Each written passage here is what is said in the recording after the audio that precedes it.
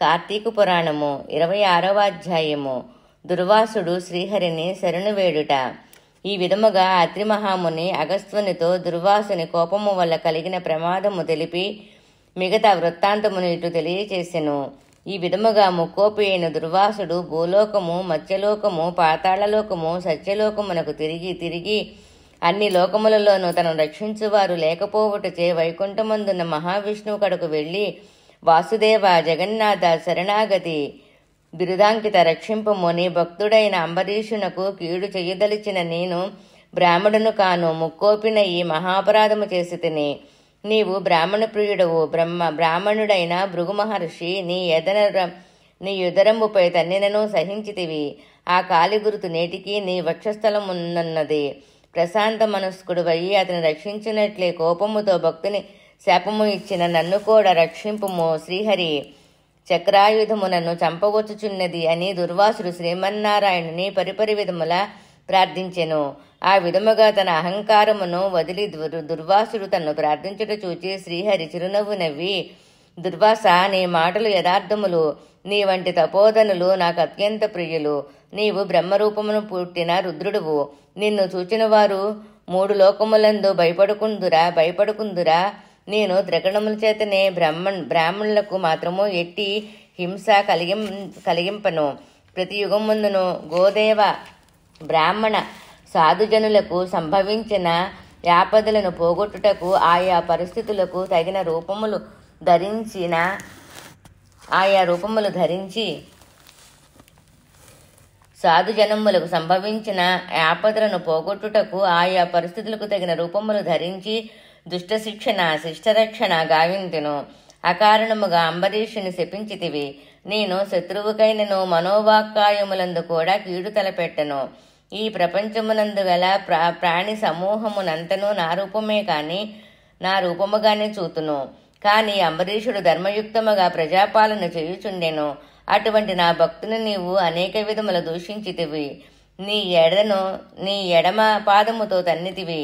అతని ఇంటికి నీవు అతిథివై వచ్చి కూడా నేను వేళకు రాని ఎడల 12 గడిలు దాటకుండా భుజింపమని అంబరీషునికి చెప్పవైతివి. అతడు వ్రతభంగమునకు భయపడి నీ రాకకై చూచి జలపానము మాత్రమే చేసెను. అంతకంటే అతడు అపరాధము ఏమి చేసెను? చాతుర్వర్ణముల వారికి భోజన నిషిద్ధ దినములందు కూడా జలపానము దాహశాంతికిని పవిత్రతకను చెయ్యదగినది కదా. జలపాన మొనరించినంత మాత్రమున నా భక్తుని దూషించి శపించితివి. అతడు వ్రతభంగమునకు భయపడి జలపానము చేసినాడు కాని నిన్ను అవమానించుటకు చెయ్యలేదే. నీవు మండుపడుచున్నను బ్రతిమాలి నన్ను శాంతింపచూసెను. నిన్ను ఎంత బ్రతిమాలను నీవు శాంతింపనందున నన్ను శరణు వేడెను. నేనప్పుడు రాజు హృదయములో ప్రవేశించి నీ శాపఫలము 10 జన్మముల్లో అనుభవింతునని పలికిన వాడిని నేనే. నీ వలన భయముచే నన్ను శరణు వేడుచుండెను. కాని తన దేహము తాను తెలుసుకునే స్థితిలో లేడు. నీ శాపమును అతడు వినలేదు. అంబరీషుడు నా భక్తకోటిలో శ్రేష్ఠుడు, నిరపరాధి, దయాశాలి, ధర్మతత్పరుడు. అటువంటి వానిని అకారణముగా శపించితివి. అతనిని నిష్కారణముగా శపించిదనని విచారించవలదు. అది నిష్కారణముగా శపించితనని విచారించవలదు. ఆ శాపమును లోకోపకారముకయ్యి నేనే అనుభవింతును. అదెటులనినా నీ శాపములోనిది మొదటిజన్మ మత్స్యజన్మ.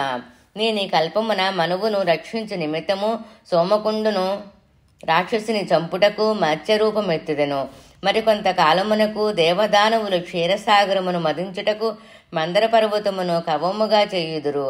ఆ పర్వతమును నీటిలో మునగకుండా కూర్మరూపమున నా వీపున మోయుదును. ఆ పర్వతమును నీటిలో మునగకుండా కూర్మరూపమున నా వీపున మోయుదును. వరాహ జన్మమెత్తి హిరణ్యక్షుని వధింతును. నరసింహ జన్మమెత్తి హిరణ్యకశిపుని చంపి ప్రహ్లాదుని రక్షింతును. బలిచే స్వర్గము నుండి పాలద్రోలిన ఇంద్రునకు తిరిగి స్వర్గమును అప్పగించుటకు వామన రూపమెత్తి బలిచక్రవర్తిని పాతాళలోకమునకు త్రొక్కివేతును. భూభారమును తగ్గించుటకు క్షత్రియులను చంప బ్రాహ్మణునై జన్మించి భూభారమును తగ్గింతును. లోకకంఠుడువైన రావణుని చంపి లోకోపకారమునకు రఘువంశమున రాముడునయ్యి జన్మింతును. పిదప యదువంశమున శ్రీకృష్ణునిగాను, కలియుగమున బుద్ధుడుగాను, కలియుగాంతమున విష్ణువు మనస్కుడను విపురుని ఎండ జన్మించి కలియులు పేరున అశ్వరూఢుండనయ్యి పరిభ్రమించుచు బ్రహ్మద్వేషులనందరూ మట్టిపెట్టుదను. నీవు అంబరీషునకు శాపరూపమునిచ్చిన 10 జన్మములను ఈ విధముగా పూర్తి చేయుదును. అటువంటి నా దశావతారములను సదా స్మరించే వారికి సమస్త పాపంబులు హరింపచేసి వైకుంఠ ప్రాప్తి నొసంగుదను. ఇది ముమ్మాటికి తథ్యము.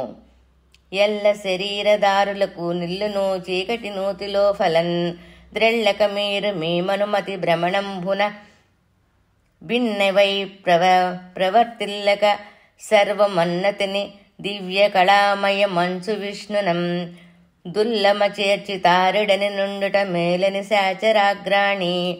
26వ అధ్యాయము సంపూర్ణం. ఓం నమ శివాయ.